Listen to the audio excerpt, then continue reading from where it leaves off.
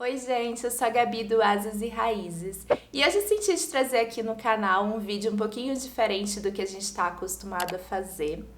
Eu encontrei amigos de estrada por um mês lá na Colômbia, a gente conviveu juntos esse mesinho. E eu senti de trazer um bate-papo com eles sobre o que é autoconhecimento de uma maneira autêntica, porque a gente está sempre acostumado a falar de autoconhecimento como se fosse uma receita, como se fosse algo a se chegar, mas o que de fato é dentro do nosso caminho. E eu convidei o Richard e a Lana. O Ri tem o canal Vida de Mochila aqui no YouTube e ele tá viajando pela América Latina há mais ou menos uns 6 anos, então ele tem muita história para contar desse caminhar, das peregrinações que ele faz. E a Lana tem um projeto lindo que é o Elas Viajam Sozinhas, que é um projeto feito para mulheres que buscam se autoconhecer e se entender aí na estrada também. E ela também tá viajando pela América Latina há mais ou menos uns 6 anos. Foi um bate-papo super gostoso, a gente falou sobre várias nuances do autoconhecimento. E eu queria um pouco da opinião de vocês, se vocês gostaram desse tipo de vídeo, desse formato de vídeo em bate-papo. Deixa aqui nos comentários para quando a gente encontrar essas pessoas queridas no caminho, eu poder trazer esse novo formato para a gente conversar sobre todas essas questões da vida nômade, das viagens e do autoconhecimento.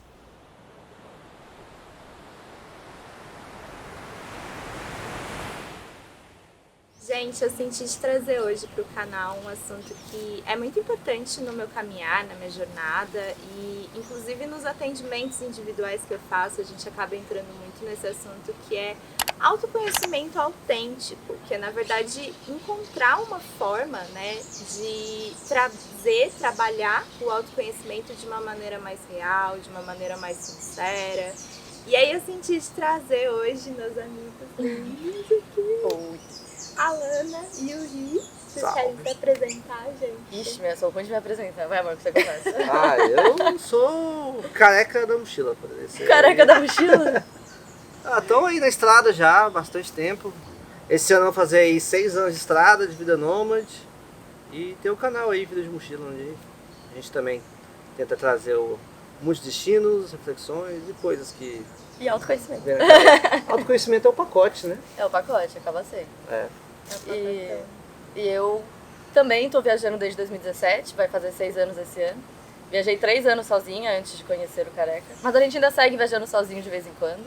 E eu criei o Elas Viajam Sozinhas, que é pra falar de histórias de mulheres viajando pelo mundo sozinhas. E também sobre autoconhecimento, sobre tabus, sobre segurança, histórias no geral também. Massa, gente. Obrigada por terem aceitado esse bate-papo. A gente que agradece. E me contem o que vocês acham que é autoconhecimento, porque, tipo, parece que é uma palavra tão simples, né? Conhecer, olhar assim, mas é amplo e cada um tem uma visão do que é isso. O que é pra vocês? Quero do primeiro. Oxi, pra ser bem sincero, autoconhecimento nunca seria uma coisa que eu ia buscar no Google, por exemplo. Isso é uma coisa que eu fui tendo contato mais por agora, pra ser bem sincero, assim. Porque eu sempre tive uma visão que é tipo, mano, se conhecer é simples, mano. Eu sei que eu gosto de comer carne, eu sei que eu gosto de nadar no mar. Eu sei, é claro que eu sei. E eu acho que autoconhecimento é aprofundar nisso, só que eu nunca achei que isso fosse necessário no passado. Eu não via maneiras de motivos até, porque eu já achava que eu já me conhecia o suficiente, era aquilo ali, e falei, não, sou assim, vou morrer assim, é isso aí. Isso é uma coisa que eu gosto muito do autoconhecimento e que eu não sabia antes de viajar sozinha. Tem essa ode da jornada da mulher viajando sozinha, de eu vou me autoconhecer, e é isso. Só que nós somos seres mutáveis. Então a gente vai mudar e a gente vai ter que continuar se conhecendo porque as nossas fases vão mudar. Então eu vou envelhecer. Como é que eu vou lidar com rugas? Eu não tenho como saber agora. Porque quando eu tiver rugas, quando eu tiver cabelo branco, quando, não sei, a gravidade chegar e até as tetas cair, como é que eu vou lidar com isso? São outras formas também de se conhecer e que não param durante a vida, né? Ela é meio que eterna, só que não é eterna de um jeito pesado, como se fosse um trabalho eterno. É muito leve e legal, no sentido de que outras fases minhas eu vou viver pra conhecer, sabe?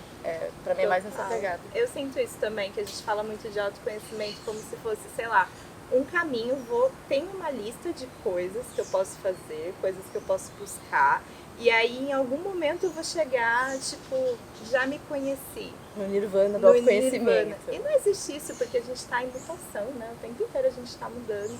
Então são processos que a gente vai conhecendo aos poucos, né? E tipo, teve alguma coisa que despertou pra vocês isso? Você falou que, o Ri falou que agora que você começou, que recentemente você tem falado de autoconhecimento, tem pensado em autoconhecimento. Teve alguma coisa que despertou isso? Antes de eu sair de Goiânia especificamente, não é nem de viajar, porque quando eu mudei para São Paulo já comecei a ver as coisas de uma outra forma, né?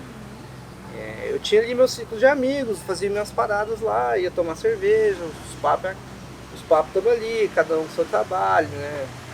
Aquela coisa. Só que assim, eu acho que eu tava sempre cercado por pessoas. Então, eu acho que, tipo, talvez o meu gosto por cerveja, o meu gosto musical, o meu gosto de balada, o meu gosto de ambiente, o meu gosto da altura do som ambiente que eu acredito que tem que ter numa situação ali, tudo isso, ele era pautado em torno do senso comum da minha comunidade, que eram os meus amigos, certo? E aí, quando eu mudei para São Paulo, eu comecei a ficar um pouco mais sozinho. E aí, tive que reaprender certas coisas. E aí, você começa a ver que, tipo, carne não faz tanta falta, assim, dependendo da situação que você tá. Tipo, se eu falasse que eu ia ficar um mês sem comer carne pros meus amigos em Goiânia naquela época lá, eles iam rir. Até parece, né? Aposto que não, posso 2 dias. E aí, tipo, depois eu descobri que minha fraqueza não é nem carne, é pão. Olha. É pão. Tive que descobrir na prática, porque tinha todo esse estereótipo da carne ali, que aquilo ali me fazia falta. E aí, quando eu realmente tirei, em um outro momento, eu descobri que não tinha nada a ver com carne. Tinha um negócio que eu nunca tinha nem prestado atenção. Que é farinha, que eu sou apaixonado por farinha. Hoje eu sei que eu sou apaixonado por farinha. Então eu sei que se eu tô num momento triste, eu sei o que eu tenho que fazer. Um pãozinho. Então é diferente, né? Eu acho que, tipo, eu também não tinha esse olhar acredito que a maneira como vocês veem, tipo, de buscar o termo. De buscar coisas que são relacionadas ao termo. Na verdade, tipo, se você falar assim, Richard, vamos ali fazer um bate-papo de autoconhecimento. O quê? O que é isso? Pô, se você falar assim, de uma forma mais simples assim, ô mano, vamos ali trocar uma ideia pra gente se conhecer melhor. Porra, eu acho que ia ser muito mais amigável pra mim. Eu acho que termos complexos assim, eu era não que eu não seja hoje, eu ainda sou meio chuco pra muita coisa assim. Mas eu acredito que quando uma coisa fica muito acadêmica, muito complexa assim, termos já me tira um pouco. Eu falei, cara, qual que é a forma simples disso aí? Entendeu? Então acho que também o meu contato com o autoconhecimento era um pouco afastado disso, porque eu tinha esse estigma de não gostar muito de coisas, de termos, de acreditar que isso não é pra mim, porque eu não quero ficar falando em busca do autoconhecimento. Tipo, qual a forma simples de fazer isso? Né? No dia a dia mesmo, às vezes, né? Eu acho que até nós mulheres, às vezes, temos mais contato com o autoconhecimento, porque nós somos instigadas a nos observar mais. Sim. Até pela menstruação. Então nós temos 4 fases muito claras no nosso mês. E pra mim, quando eu voltei a menstruar, porque eu fiquei 10 anos tomando hormônio, foi uma fase de autoconhecimento, assim, brutal. Porque era isso, é reconhecer as minhas mudanças, reconhecer como o meu corpo funciona em cada fase, e respeitar como o meu corpo funciona em cada fase, e lidar com ele como ele precisa ser lidado também. Mas pra mim, eu acho que a primeira vez que eu realmente tive contato, assim, dessa forma de autoconhecimento foi um pouquinho como o Richard. Porque foi quando eu tava viajando, foi quando eu tava longe de São Paulo, que eu descobri que eu não gostava de cidade grande. Mas tudo que eu vivi na minha vida, todos os meus amigos eram de cidade grande. Tudo que eu conhecia era cidade grande. Eram umas férias ou outras lá no litoral de São Paulo, lá pro interior. Mas eu nunca tinha tido uma experiência de morar, de passar tanto tempo fora de uma cidade grande e voltar e não me sentir em casa. E comecei a me questionar muito a partir do olhar do outro também, né? Porque tem esse autoconhecimento que é algo mais interno, mais individual, de você aprender com você, de se olhar. Mas eu, acho que como aquariana, não é? Que tá sempre vendo muito coletivo. Sempre vendo. Através do outro, né? Sempre através do olhar do outro, das experiências do outro. eu acho que eu também passei muito a me observar e aprender com o que o outro tinha pra me dizer. Então, qual que é o meu lugar no mundo no sentido de o que meu corpo diz sobre mim no mundo, sabe? Então eu sei que por eu ser uma mulher branca, cis, eu tenho acesso a espaços que muitas outras mulheres não vão ter. Sim. Muitos homens, às vezes, não vão ter. E não só observar isso e entender os privilégios, mas como eu posso fazer desse meu acesso a esses espaços uma oportunidade para levar outras pessoas para esse espaço também. Então acho que meu autoconhecimento sempre parte muito dessa viagem, do olhar do outro. Tem umas coisas bestas, sei lá, tipo... fui viajar sozinha pela América Latina, aí vi que não tem pano de prato nos países da América Latina. Eu falava, gente, eles são doidos? Não tem um filtro de barro aqui? Tem que ficar fervendo água. Como é que faz? Isso é errado, mas isso não é errado, isso é cultural. Só que você também começa a perceber coisas que pra você são importantes, pra você não é importante. Então hoje eu viajo com temperos de cozinha, porque eu descobri que pra mim era importante cozinhar. Porque em São Paulo, pra mim, cozinhar era uma obrigação pra fazer a marmita pro trabalho do dia seguinte. Sim. Então não era algo gostoso, prazeroso, porque era algo rápido, eu precisava dormir, acabei de chegar da faculdade, e você ia amanhã cedo pro trabalho. Então era uma tarefa, não era um prazer. Até que uma outra pessoa, enquanto eu cozinhava pra uma outra pessoa, um couchsurfing lá em La Paz, na cozinha dela, que eu não conhecia nada, ela falou, nossa, você parece muito natural na cozinha, parece que você gosta muito de cozinhar. Eu falei, nossa, rapaz, não é verdade? Não é que é bom mesmo? Não é que é verdade? E eu comecei até, como uma aquariana faria, fazer uma listinha, uma aquariana com um ascendente virgem, fazer uma listinha. Aí que é bom, aí que é bom. De tudo que as outras pessoas me contaram sobre mim. Então é assim, nossa você é muito maternal. Sabe? Nossa, você cuida muito dos outros. Ou então, coisas curiosas, que não são às vezes muito confortáveis, que é, eu não sei se você é corajosa ou se você é imprudente. Então, também de me fazer pensar sobre mim, mas a partir do que o outro tá me contando de mim. E você se reconhecia nessas falas das pessoas? Muito. Me reconhecia demais. Algumas vezes não, porque algumas vezes doía. Pô, você não quer ser imprudente, você quer ser corajosa. Mas será que às vezes eu não sou imprudente? Sim. Sabe? Será que não é outro lado também que instiga? E como olhar isso, sim, né? Como olhar isso também de uma forma até gentil consigo mesmo. Sim. Porque, pô, você é muito maternal. Não é tão legal ser tão maternal assim com as outras pessoas. Mas por que eu sou assim? Tá, eu sou a irmã mais velha. Então já tem isso de que eu fui instigada a cuidar de outras pessoas. Isso é bom, isso não é ruim. Mas qual o limite disso? Como que eu descubro esse meu limite? Como é que eu estabeleço isso pra outra pessoa pra não me extrapolar e nem pra eu invadir o espaço da outra pessoa? Claro. Então, pra mim sempre veio muito do olhar da outra pessoa. E é legal porque o autoconhecimento ele tem essa importância também da gente não vivenciar isso como se fossem apenas ferramentas de bem-estar, porque se conhecer é importante pra gente conhecer o que a gente quer, o que a gente gosta, né? E vivenciar isso de uma melhor maneira.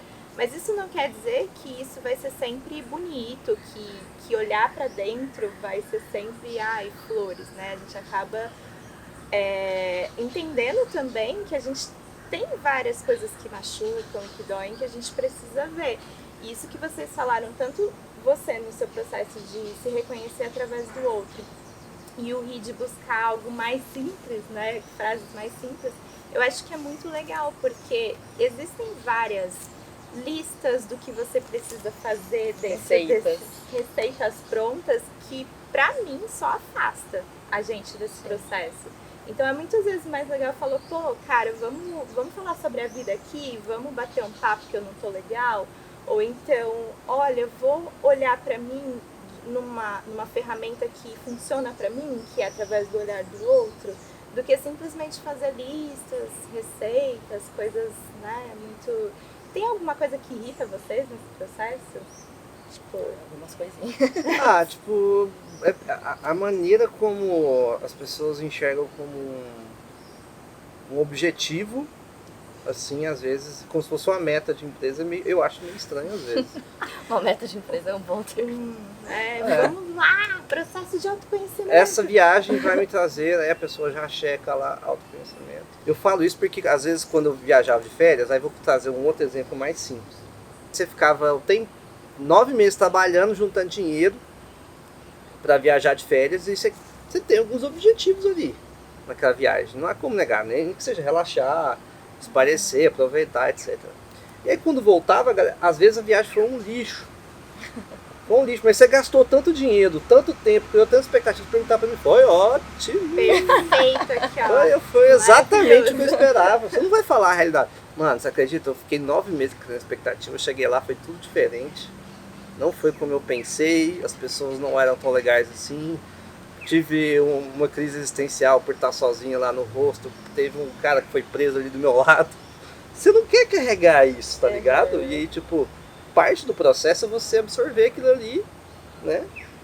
E eu acho que então essa coisa já vai enviesada, assim, desde o começo. Então, por exemplo, a galera me cobra de fazer ayahuasca o tempo todo.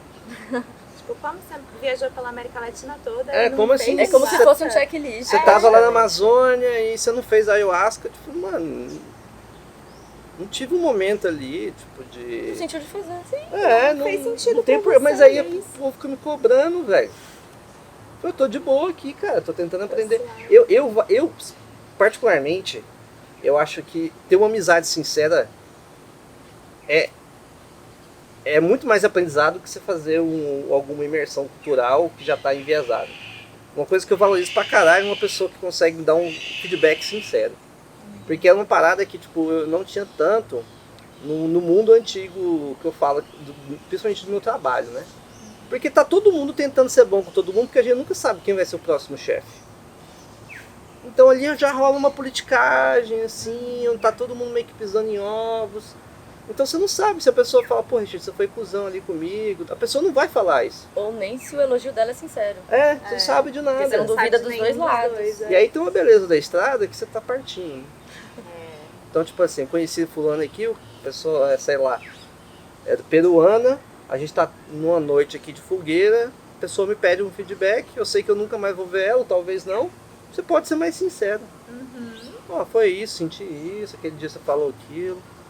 Você se sentiu mais livre pra falar depois que você saiu pra viajar? Porra, completamente. Eu sou muito mais bocudo agora. Nossa, antes, e pior que eu queria falar o bagulho, E ficava só ficava só remoendo, e aquilo ali ia carregando. Quando eu penso em autoconhecimento, eu fico buscando essas vias alternativas assim. Eu ainda não sou a pessoa que vai comprar o livro, não. Sabe? Eu prefiro ver algumas coisas, olhar em volta, assim, e ver o que eu tenho a aprender. Porque eu ainda tenho, aí é uma parte que eu não acho que é positiva minha, que eu tenho um pouco de preconceito com a maneira que é envelopado, que é pronto, assim. É porque ela foi marketizada como produto hoje em dia. Então, o que você falou, vai ter a receitinha. Tudo prontinho, bonitinho. Formas de se autoconhecer. Rituais, né? Quais são os rituais que a gente pode fazer para se autoconhecer. E às vezes a gente não se encontra em nenhum ritual desse, e aí você fala, mano, eu não sirvo pra isso. Tipo, Isso não é pra mim. eu não quero olhar pra mim porque eu tentei fazer várias coisas e não me serviu de nada, eu não aprendi nada. Então eu acho que isso afasta um pouco a gente também desse processo. Eu acho que até pelas comparações. Porque comparações e competições. Porque fica assim, tá, então o Richard faz peregrinação. Pô, ele deve se autoconhecer pra caramba, porque ele fica 8 horas andando sozinho. Fala na cabeça que é uma coisa. Mas você faz yoga, meditação, viaja sozinho, então você vai se conhecer mais do que ele. Não, mas tal pessoa é vegana e faz ritual de silêncio e que não sei o que, então ela vai se autoconhecer mais. E aí fica como se fossem os checklists do autoconhecimento, de que tudo que você pode fazer para se autoconhecer, mas não tem uma receita. E eu acho que até na viagem, o autoconhecimento é muito importante para a pessoa não ir na onda dos outros. Então, muitas pessoas chegam perguntando, ai, para onde eu devo viajar sozinha? Você gosta de praia? Você gosta de gastronomia? De vinho? De esporte radical? De trilha? Sabe? De montanhismo? Você sabe me responder primeiro do que você gosta. Do que você gosta, exatamente. Então, um lugar que eu gostei, não necessariamente outra pessoa vai gostar. Só que aí fica também os roteiros prontos de 12 dicas imperdíveis do que fazer em Salvador. Tudo é perdível. Gente, a Torre Eiffel é perdível, se você não gosta, sabe? Com certeza. Tudo é perdível no mundo. Tudo e qualquer coisa. Porque tem coisas que vai fazer sentido pra você e coisas que não vão fazer sentido pra você. E tem que se autoconhecer pra saber disso. Pra saber o que vai fazer sentido pra você. Total. Então, e na viagem eu acho que tá envelopada. A viagem e autoconhecimento, elas estão muito já... Todo mundo tem que viajar sozinha. Todo mundo tem que fazer o beabá do autoconhecimento. E mostrar isso pro outro também. Sim. Não é um autoconhecimento interno, é um autoconhecimento externo. Tem muito isso agora. Tipo, você não, por exemplo, você gosta de escrever. Você tem que mostrar nos stories que você está escrevendo todos Ou os o que dias. você Filmar vai escrever. meditação filmada. Meditação não filmou, não meditou. filmada. Em um momento, eu acho que serviu pra inspiração, assim. Tipo, várias pessoas se inspiraram a realmente fazer, sei lá, vou meditar mais, porque essa pessoa que eu gosto tanto nesse recorte dessa rede social está fazendo isso. Mas aí já virou um desespero por outro lado, porque se você não faz, você se julga. Você fala, eu nunca vou chegar a esse estado de espírito, eu nunca vou ser uma viajante maravilhosa, conhecer vários lugares, se eu não conseguir fazer isso que ela tá fazendo. Então isso é muito triste também, né? Sim. Eu tentei fazer yoga, hein? Várias vezes. Não rolou. Pra mim, por exemplo, meditar é um desafio. Pra mim, eu prefiro 1000 vezes... mas existem formas e formas de meditar, né? Que é o que a gente já falou algumas vezes. O Richard, por exemplo. Eu medito caminhando, você fala. Ele é peregrino. Então, pra ele, é estar em silêncio andando. Eu preciso exatamente isso. O barulho que tem que ser o barulho da bota na terra. E até é tão doido, é tão forte isso, que às vezes eu vou editar algum vídeo e eu gravei isso, esse barulho, pra fazer o meu filme, né, o documentário. E às vezes ou outra eu quero fazer alguma coisa, eu volto naquele som, na hora que eu escuto o som eu vou pra outro universo. Assim. Só de escutar o som. O gravado que eu gravei há 9 meses. Assim. Só que isso você não ia achar em nenhum site de como se autoconhecer nesse sentido, sabe? Não. Sim, não tem uma receita pra isso. Olha, pra você, meditação andando é a melhor história. Eu tive que descobrir na prática mesmo. Como foi pra você? Pra mim foi viajando sozinha. Foi viajando sozinha e ficando em silêncio também. Porque eu percebi que, tipo, onde eu tava, onde eu vivia, onde eu morava, eu vivia uma vida em que eu não ficava em silêncio. E, tipo, em momento nenhum, dificilmente. Tipo, eu morava com a minha mãe, com meu irmão, com a minha avó e com meu padrasto na época também.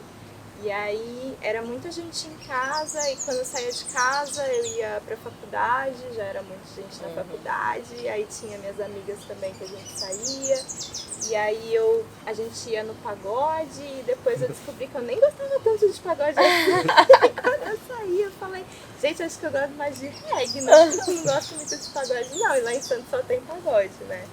E aí eu percebi, viajando sozinha, que eu gostava mais de silêncio. Quando eu voltei, eu falei, preciso melhorar o que eu sei de meditação.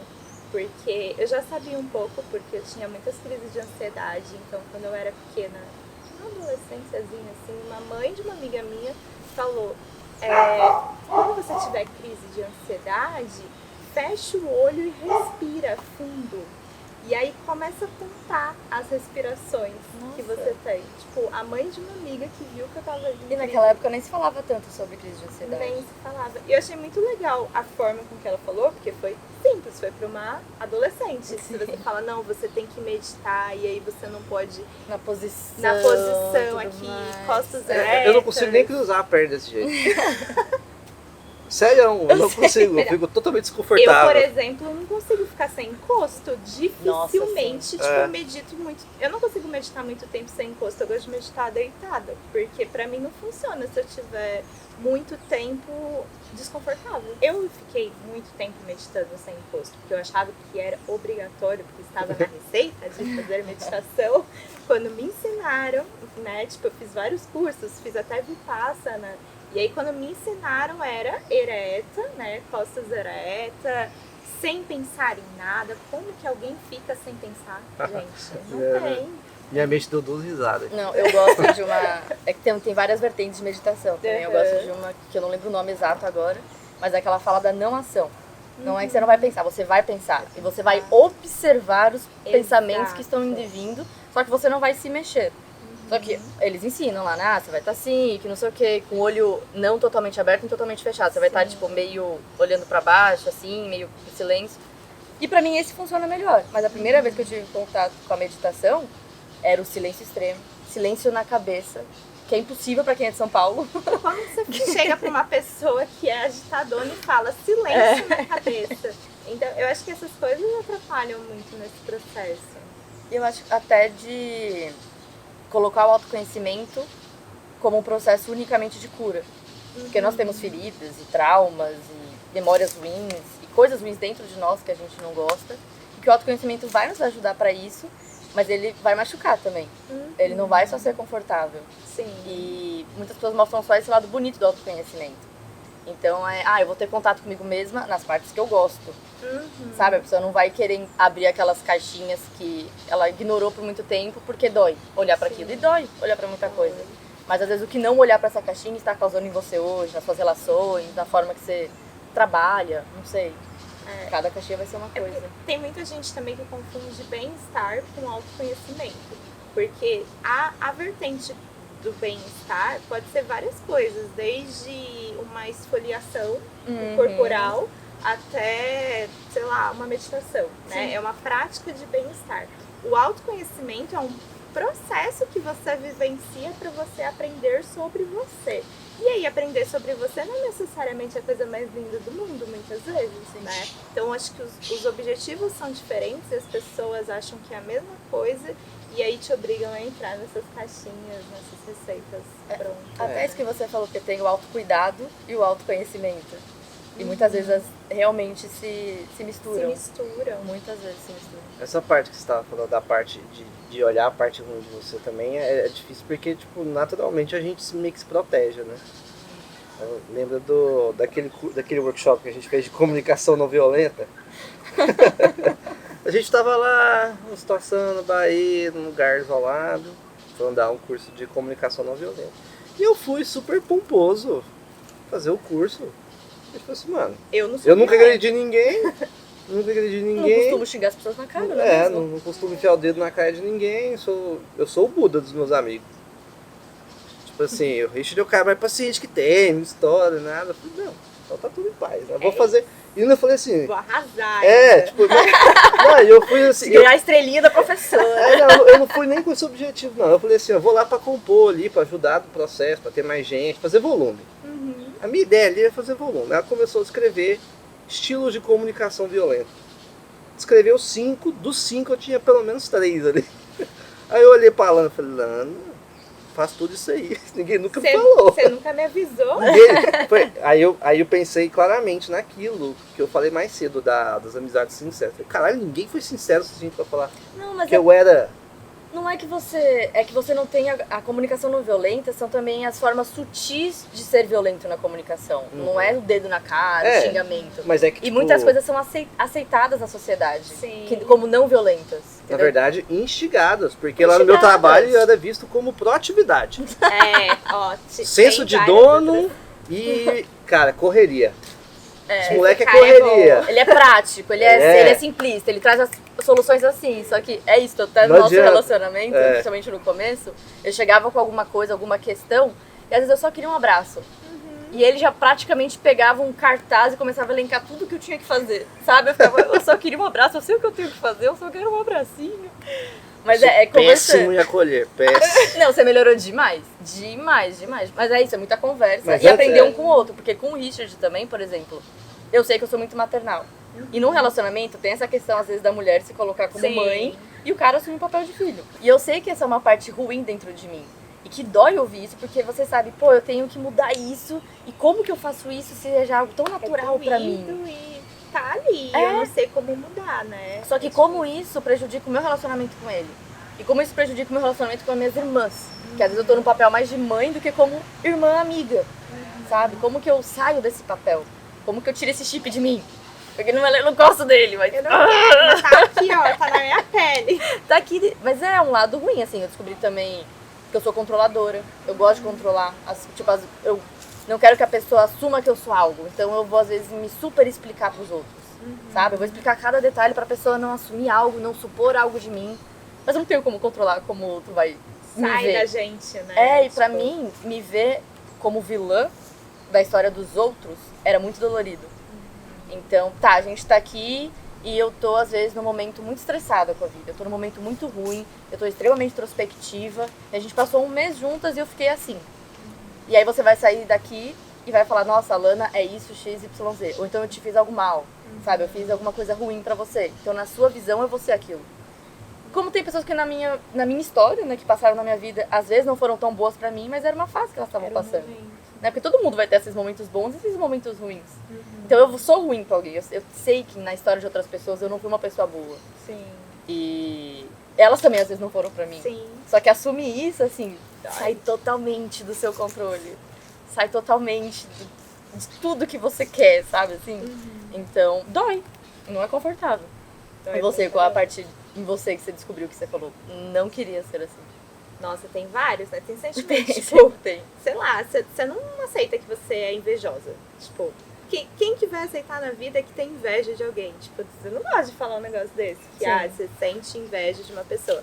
Aí você fala, não é inveja. É porque, sei lá, eu só quero mostrar pra essa pessoa que ela poderia fazer de uma forma melhor. Ou então, algo desse tipo, você quer... Foi aquilo que você falou, eu também sou controladora pra caramba. Então eu quero manipular de uma certa forma a situação para que a pessoa saia exatamente com a ideia daquilo que eu quero passar para ela. Sim. Só que Não tem como. não tem é como. impossível. Ninguém controla ninguém nesse sentido. Então acho que controle é algo que eu trabalho bastante, tenho trabalhado muito, assim, e que dói olhar, né? Dói. Não é fácil. E sozinha também pra mim foi um desafio olhar pra tudo isso. Porque é o que o Richard falou, a nossa mente quer proteger a gente. Então tá, eu descobri que eu sou assim, deixa isso pra depois. Esconde na caixinha. Eu não vou tratar isso não. Não vou tratar isso Vou não. nem falar na sessão Não de é terapia priori. que vai vir semana que vem. Era isso que eu ia falar agora. Vai abrir tudo. Porque a terapia me ajudou muito a me forçar a olhar e tratar isso e a pensar em, tá, como que eu posso mudar o meu comportamento, mudar, sabe, repensar algumas coisas que eu falo, que eu penso, que eu vejo, não sei. E foi com a terapia que eu consegui umas ferramentas pra me cavucar melhor, sabe? Nesse autoconhecimento mesmo.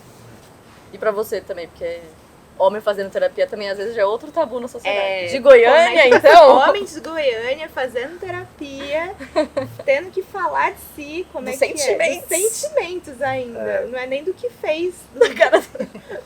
A primeira sessão foi terrível, porque tipo, eu queria conversar, não queria ficar falando sobre mim. Falei, eu não posso perguntar nada pra você? Queria um amigo. Você vai. Peraí, eu vou ficar aqui, vou falar 1 hora. E eu não posso perguntar, eu não vou saber nada da sua vida, eu vou aqui me derramar. Eu falei, não me parece natural. Não é justo isso. Não, eu achava. E eu comecei, eu nunca fiz terapia pessoalmente, é por Zoom, né? E eu já tenho um bloqueio terrível com o Zoom. Eu e meus amigos também, todo mundo assim. Esse encontro virtual. A gente não, pessoal. a gente não aceita que é natural ficar conversando através do computador, assim. A gente não conversa, basicamente. Ou então manda uns áudios, manda um meme, uma coisa assim, mas não vai ficar 4 horas com a tela. E aí, o que você fez ontem? E aí, como é que tá fulano? Não consegue. Eu, particularmente, não consigo, é muito difícil. Então, fazer terapia foi 2 de uma só vez, assim. É porque eu tava bem ruim da cabeça mesmo. Senão, eu acho que eu não... Mas eu acho que se você não estivesse lá, Lá onde? comigo, vendo a minha cabeça bugar, Você não ia chegar e falar, eu quero fazer terapia? Tipo, eu preciso Provavelmente fazer terapia, não. na verdade. acho que não. A Luana me mostrou alguns caminhos, assim, tipo assim. É porque tem certas... Beleza, você tá tendo problema aqui... Eu falo, não, vou resolver o problema. O que eu tenho? Bom, eu tô no seu lugar. E aí a gente que é nômade é muito conveniente, você muda de lugar. A gente só vai embora. É. Tudo certo. Ah, Deixa não, tudo pra trás. o problema não é minha cabeça, é o lugar. Vou ver os lugares. Aí você vai caçando, ó. E aqui também não tá bom, não. Aí você vai até que você achar alguém. fala, E a "Meu companhia de filho, cachaça é dentro ali?" de você, querido. Não tá O seu fora, problema não. vai com você, não fica no lugar, não. Aí você vai prolongando, né? Mas aí estava na pandemia, não dava pra fazer. Não dava pra sair, Não dava pra mudar. sair, aí travou o Dava pra sistema, beber entendeu? uma. Aí foi a primeira vez que eu falei, não tem dá pra como escapar. fugir. Não tava mais, aí comecei a fazer. Sim, no começo eu não falava pra ninguém, né? Fazia, não é escondido, eu conversava com a Lana sobre isso. Mas também não precisava botar pro mundo, não. Só que chegou em alguns momentos assim, onde eu queria resgatar coisas que foram conversadas na terapia, até pra falar do meu conteúdo, que eu achava importante. E eu pensei, cara, eu não ia pensar, eu não chegaria nesse pensamento se não fosse a terapia. E aí eu tenho que ser sincero. E aí eu comecei a falar, mano, eu fiz a terapia veio essa vivência aqui. E aí a gente construiu isso, entendeu? E aí a primeira vez que eu soltei, não teve bullying, ninguém me zoou. Aí eu falei, ué, tá de boa, acho que as pessoas são adultas agora hoje em dia. Acho que era uma época cagada, tava todo mundo fazendo na pandemia também, então talvez fosse um pouco antes, ia ter mais estigma. Mas assim. você, ao falar sobre isso, você se sentiu desconfortável expor isso pra internet? A primeira vez eu fiquei ansioso. Mas eu tava na real, eu tava gravando um vídeo, não lembro se foi pro YouTube ou se foi um story, alguma coisa assim. E eu tava num raciocínio e eu saí vomitando. E aí eu falei. Aí na hora de editar eu pensei, será que eu corto essa parte aqui? Aí eu falei, mano, não faz sentido, eu vou cortar, vou quebrar todo o flow, foi isso aqui. Foi natural, fiz terapia. Aí eu falei, só adulto também, pô. E até bom, que foi que o povo para de me encher o saco de vida perfeita um pouco. E aí entrei nessa onda e falei, depois que eu falei foi mais natural. Hoje, tipo, não tinha um momento assim. Até, tipo, eu não vou ligar pra um brother meu, mano, vamos sentar, eu tenho um assunto muito delicado pra gente conversar hoje à noite. Vamos lá conversar. Eu não consigo imaginar eu tendo nenhum diálogo assim com os meus amigos. A gente conversa coisas sérias, mas em momentos que acontecem. Não, a gente não cria um momento para isso. E às vezes demora. Então, por exemplo, tive amigos que passaram por divórcio, tive amigos que passaram por luto. E quando estava acontecendo isso, mesmo eu tendo alguma experiência com luto, né? Tipo, por causa do meu pai, eu não rolou uma chamada, vamos conversar sobre isso. Passou-se um tempão, em um momento X, a gente estava num casamento de alguém, a gente estava no cantinho, tava todo mundo dançando, cachaça já tinha entrado, aí a gente teve aquele momento ali para conversar. Então é um momento que acontece, parece que quando você, olha, vamos conversar, eu não consigo imaginar eu chegando, sabe? Não sabe nem como, não, nem dar um exemplo. Não consigo imaginar, tipo, cara, eu tô passando por uma barra, velho, você pode me ajudar? Não. Mas, tipo, isso com seus amigos lá, ou antes, ou agora você ainda não consegue? Agora também não consigo. Poxa, já é muito difícil pra pedir ajuda. Não, muito eu não difícil. peço ajuda, não. Eu vou fazer terapia agora. Você pediu uma certa forma de pedir Não, ajuda. sim, até comigo. Às vezes, sei lá, a gente tá aqui, aconteceu alguma coisa, você vai falar com as pessoas que estão aqui morando com você também. Dependendo do Mano, assunto, claro. a última coisa que eu quero ser no mundo é que alguém sinta pena de mim ou que alguém fique pensando em mim. Tipo assim, a pessoa agora vai lavar a louça, porra, a gente tá passando por uma barra. Como eu posso ajudar? Porra, Difícil eu não receber quero dar ajuda. problema pros outros, cara. Então, eu vou caminhar aí pra tentar encontrar alguma Como isolar do mundo. Vou caminhar eu tenho uma que dá tudo dificuldade, certo. cara. Não sei, tipo... Não, mas é que eu acho que na sociedade as mulheres são mais incentivadas a buscarem ajuda e a estarem no coletivo também como uma forma de rede de apoio, Sim. sabe? Porque pensando numa questão histórica, a gente teve que fazer muitas coisas ao mesmo tempo, então a gente acabou se acolhendo em uma rede de apoio maior. Se apoiando. E pro homem essa energia que é a energia de ação, de fazer, muitas vezes deixa que olhe para o outro lado também, né? Não falando que não tenha que ter essa energia, não é isso, mas às vezes é mais desafiador mesmo Sim. falar. Tipo, Não, é mais fácil arrumar um trabalho. Não tem que pensar nisso. Se distrair com outra coisa. Porra, sim. Quando meu pai tava no TI, eu só pensava em trabalhar. Eu não sou um médico.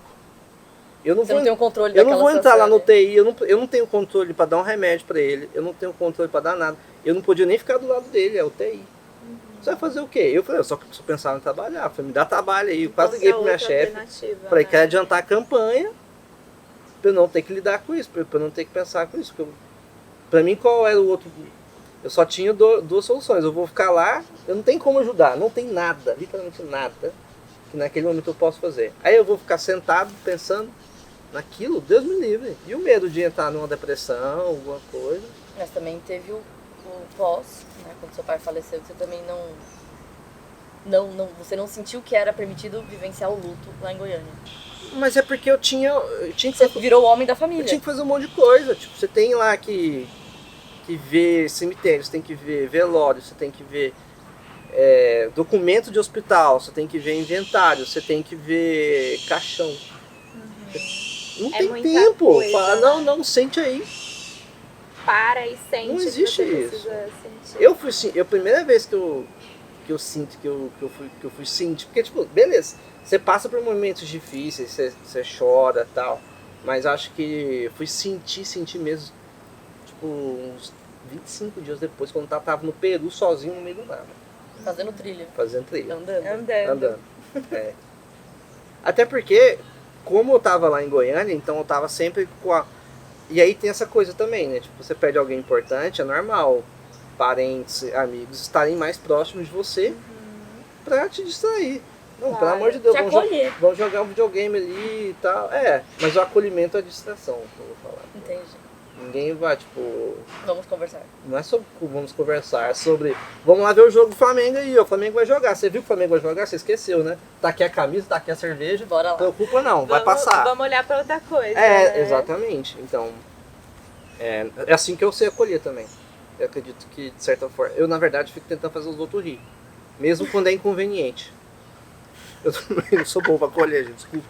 Desculpa as pessoas, meus amigos, que passaram por situações terríveis comigo. É realmente uma dificuldade minha, mas a gente tá trabalhando nisso. A gente tá trabalhando nisso. Terapia tá indo. E a relação também, porque escancara muito, né? A relação, assim, tipo, o que vocês acham sobre isso? O relacionamento escancara esses processos? Sim, porque eu acho que ainda mais eu e Richard, os dois estavam viajando sozinhos. Então, quando a gente começou a conviver um com o outro, também tem a forma que aquela pessoa vive, a forma que a pessoa vê o mundo, até hábitos, assim, e costumes diferentes do seu, só que agora estão coexistindo no mesmo espaço e lugar. E aí eu, como uma pessoa controladora, vou tentar dominar a situação para que seja do meu jeito. Só que é injusto com ele, risadinha. Aí eu saio, ando e vou pro mato. Aí eu saio e vou pro mato. Eu não preciso passar por isso não, deixa eu andar um pouco aqui. Não, mas é muita conversa. É muita conversa. Porque pra mim é isso, assim, é entender o dele, entender o meu e entender o meio termo dos dois. Isso é desafiador, ainda mais pra quem tava acostumado a ficar andando por aí sozinho com a mochila. Sim. É isso, assim, eu não tenho São que... contextos muito diferentes, né? Lugares diferentes. E tinha, eu sou muito a favor da sinceridade, eu sempre falei isso, das amizades sinceras, nos relacionamentos também. Sim. Então, até no começo eu dava um feedback pra Lana que ela ficava... Eita, transtornada. Eu falava, amor, namorar você não é confortável. Nossa, quando ele falou isso pra mim... Não é confortável. Não é confortável namorar você. A bad que veio, eu fiquei... Mas eu falei assim, porque é um desafio a gente tá conversando... Pra mim, é um desafio tá conversando sobre coisas profundas. É tipo, antigamente eu tinha um problema, preocupa não, moço. Uma cerveja aqui, a Lana lá traz o bagulho e cavuca. Vamos olhar pra essa caixinha E não é aqui. todo dia que eu consigo... Pra mim, tipo assim, cada dia era um pouquinho. Ela já tá adaptada a conversar sobre questões complexas de família e tudo. E tipo, eu não tinha um hábito. Então era desconfortável, literalmente. Porque eu sentia que eu tava entrando em...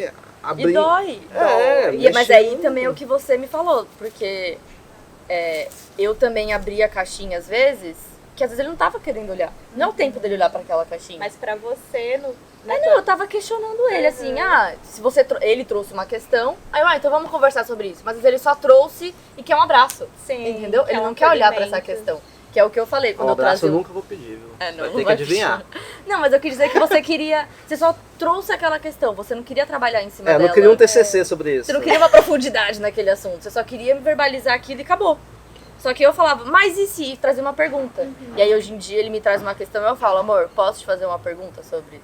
É isso que você trouxe? Hoje é mais balanceado isso. Aí ele fala assim, eu não tô afim, beleza, morreu essa pergunta comigo. Mas eu sempre falava, não é confortável, mas eu estou aqui por opção, porque eu gosto e eu quero mais disso. Ele parou no não é confortável e aquilo me quebrou. Aí depois veio a Ele segunda parte. continuou. Depois ele elaborou melhor.